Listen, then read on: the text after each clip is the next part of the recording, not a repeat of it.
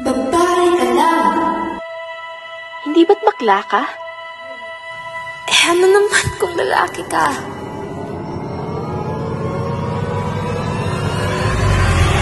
Sa mundong puno ng pagkakaiba, hindi dapat tumiral ang pamhuhusga. Ngunit, pansin mo ba, isa sa malaking problema ngayon ang diskriminasyon. Maraming tao ang hindi binibigyan ng pantay na oportunidad sa trabaho, paaralan at maging sa lipunan. One of the main reasons is because of our gender.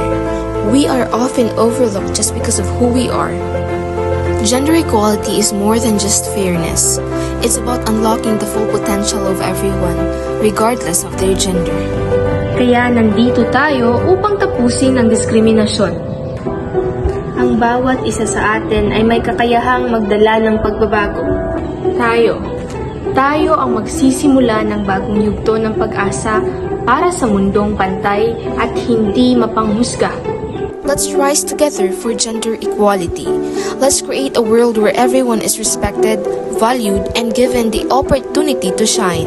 Sa pagbasag ng maling pamantayan, iba man ang lahi, kultura at iyong pagkakakilanlan, hindi dapat ito maging hadlang upang makamit mo ang iyong karapatan. Kaya sama-sama tayong lumaban para sa makatarungan at makataong bayan. Sa mundong puno ng pagkakaiba, huwag maging mapanghusga.